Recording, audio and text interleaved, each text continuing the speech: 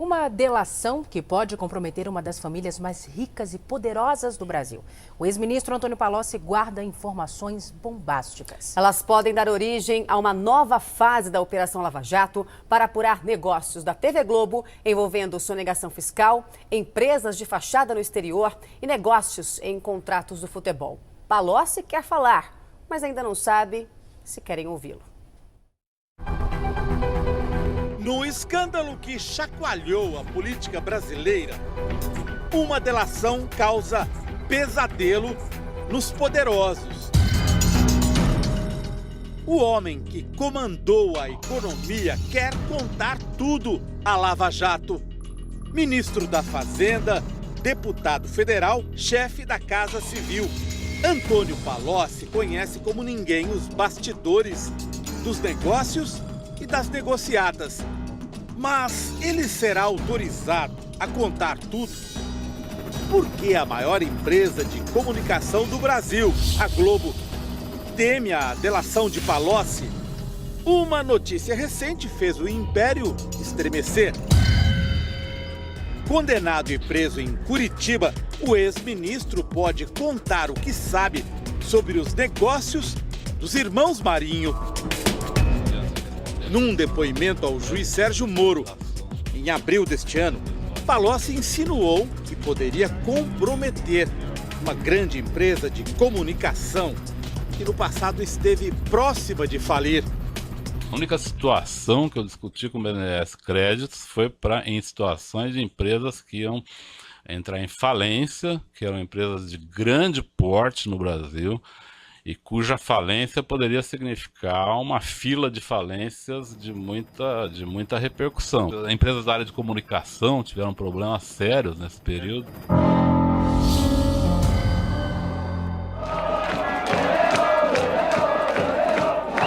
Copa do Mundo de 2002. Os brasileiros vibram com o título na Coreia e no Japão. A cada 4 anos, bilhões de reais ingressam nos cofres da Globo por causa do Mundial. São quase 50 anos de parceria da emissora com a FIFA. O torcedor desconhece os bastidores. Por causa de maus negócios, a Globo quase quebrou no início dos anos 2000 e montou um esquema para comprar as transmissões. Segundo estes documentos da Receita Federal, naquele período em que quase faliu, a Globo conseguiu comprar os direitos de transmissão da Copa do Mundo sem pagar impostos no Brasil. Uma operação fraudulenta escondida atrás de uma empresa de nome Empire, Império em inglês. A investigação da Receita Federal só começou em 2005. Foi revelada em 2013 por este jornalista. A Globo deveria ter simplesmente comprado os direitos de transmissão e pago os impostos. Ela não fez isso. Ela criou uma série de empresas para que uma dessas empresas herdasse os direitos e esses direitos passassem para a Globo como que por osmose, assim, sem que houvesse o ato de comprar os direitos diretamente pela Globo sem pagar os impostos. Vamos entender como tudo isso aconteceu. Usando empresas de papel, a Globo remeteu dinheiro para o Uruguai, dali para as Antilhas Holandesas no Caribe, em seguida para Amsterdã, na Holanda. Lá, a Globo Overseas comprou os direitos de transmissão da Copa e os transferiu para a Empire. A empresa foi montada nas Ilhas Virgens Britânicas, um esconderijo de dinheiro sujo no límpido Caribe. Segundo a Receita, a Globo simulou investimentos para criar a Empire, como se fosse uma empresa de verdade. Mas era só fachada, funcionando neste endereço em Tortola, a capital das Ilhas Virgens. Assim que a Empire ficou com os direitos da Copa, ela foi dissolvida e seus bens transferidos para a Globo. Com essa manobra, a família Marinho deixou de pagar mais de 170 milhões de reais em impostos no Brasil. Então é no mínimo infantil uma empresa achar que pelo fato dela abrir uma conta corrente no exterior ou uma filial, ela escapa do cumprimento de obrigações acessórias, do cumprimento do pagamento do imposto de renda, do PIS/COFINS, do CID. Eu faço uma coisa que é tão óbvia, que é tão ingênua, tão infantil, porque eu tenho certeza absoluta que eu não vou ser pego. A Receita Federal acusou a Globo de simulação. Multou a empresa em 150% do valor do imposto sonegado. Pretendia processar um dos donos da emissora, José Roberto Marinho, por crime contra a ordem tributária. Quando a denúncia veio à tona, o valor devido pela família Marinho aos cofres do governo brasileiro, com multa e juros, já passava dos 600 milhões de reais. Foi então que aconteceu um episódio de cinema. Uma funcionária da Receita do Rio de Janeiro, Cristina Mares Ribeiro, que estava em férias, furtou o processo. Foi na véspera dele ser remetido ao Ministério Público Federal. Um dos donos da Globo corria o risco de ser processado criminalmente por omitir informação ou prestar declaração falsa às autoridades fazendárias. Isso beneficiou muito a Globo, porque ao não chegar no Ministério Público, não se torna uma investigação de ordem criminal, o que poderia ser um constrangimento muito grande para a família Marinho.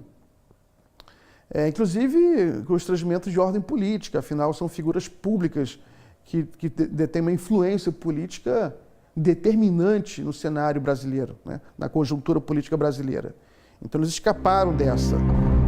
A mulher que cometeu o furto foi condenada a 4 anos e 11 meses de prisão, mas passou menos de uma semana na cadeia até receber um habeas corpus do Supremo Tribunal Federal. Hoje, ela responde ao processo em liberdade. Fomos ao luxuoso prédio em que ela mora, na Avenida Atlântica, no Rio de Janeiro, de frente para o mar. Mas ficamos sem resposta. Zé não está aqui não. Não está? Ah, então nem adianta. Faz tempo que ela sumiu, eu não tenho mais visto. Quem teria interesse em sumir com o processo da Globo?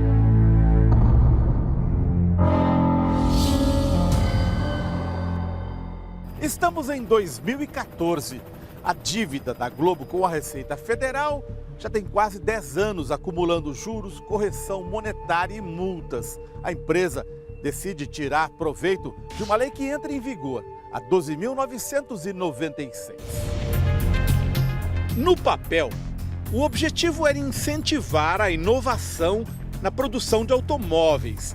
Mas, lá no meio, a oferta de um negócio de pai para filho aos grandes devedores do Brasil. 100% de desconto nas multas para quem pagasse a vista os atrasados. Se o fisco lança uma regra, ele nunca lança para um contribuinte. Ele lança para alguns contribuintes. A pergunta é, quantos contribuintes se encaixariam nesse formato? Esse formato é um formato para 10 contribuintes, 5 contribuintes, 1 contribuinte? Então, me parece que é um refis desenhado para aquele contribuinte, né? Refis é um programa para parcelar dívidas antigas.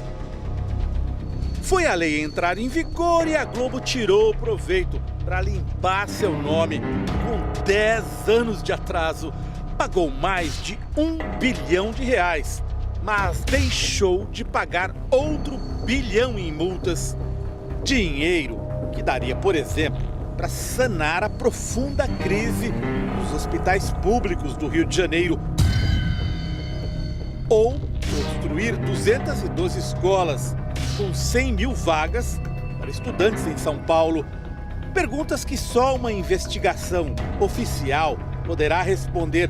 A Globo fez pressão a favor da lei. Palocci, que já não era ministro, colaborou nos bastidores do governo.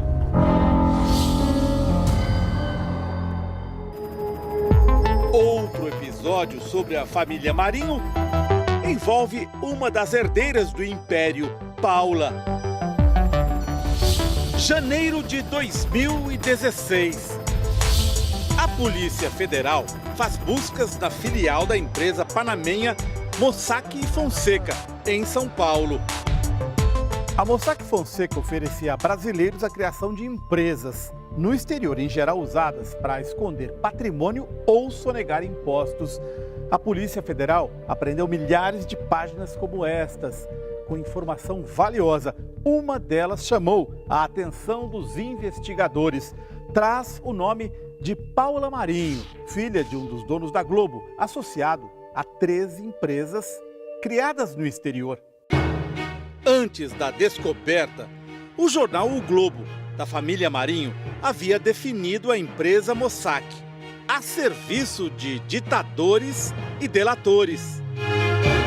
Pelas anotações apreendidas, Paula pagava valores mensais a partir de uma conta bancária pessoal para manter 13 empresas de fachada no exterior. A Venke, em Las Vegas, Nevada, Estados Unidos.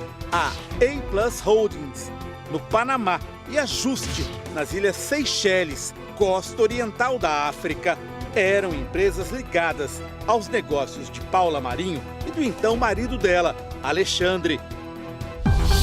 Sem concorrência pública, nos anos 90, o casal conseguiu a concessão do estádio de remo da Lagoa Rodrigo de Freitas. Numa das renovações do contrato, Paula assina como fiadora do marido. Nos últimos 20 anos, o estádio recebeu grandes investimentos de dinheiro público por conta dos Jogos Pan-Americanos e das Olimpíadas. Tornou-se um lucrativo centro de lazer, com restaurantes e cinemas, num dos cartões postais do Rio de Janeiro. Os donos da Globo afirmam que Paula Marinho nada tem a ver com os negócios de Alexandre, que agora é ex-marido dela. Se é assim, por que a herdeira da Globo sustentava 13 empresas de fachada no exterior? Além disso, descobrimos que João Roberto Marinho, a filha Paula e o genro Alexandre compartilhavam um endereço no Rio de Janeiro para a correspondência de suas empresas. Empresa Vaincre LLC. Fica aqui, por favor. No sexto andar. Eu ouvi falar. 610, não tem? Tem, mas esse apartamento tem mais de anos que mora. Nos documentos relacionados aos negócios da herdeira da Globo, Paula Marinho, e do marido dela, um nome se destaca. Lúcia Cortes Pinto aparece como diretora de uma das empresas de fachada no exterior e também num negócio envolvendo um helicóptero. Fomos ao bairro em que Lúcia mora, no Rio de Janeiro. Queríamos perguntar se ela é usada como laranja por Alexandre, Paula ou pela Globo. Laranja, no submundo dos negócios, é quando uma pessoa empresta o nome para uma operação ilegal. Nosso produtor não conseguiu localizar Lúcia. Está na rua. Ah, ela não está. Sabe que horas que ela volta? Não. Sei não.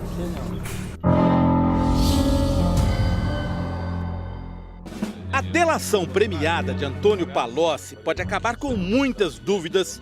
Em Curitiba, nosso produtor descobriu que a esposa do ex-ministro, Margarete, incentiva o marido a contar tudo.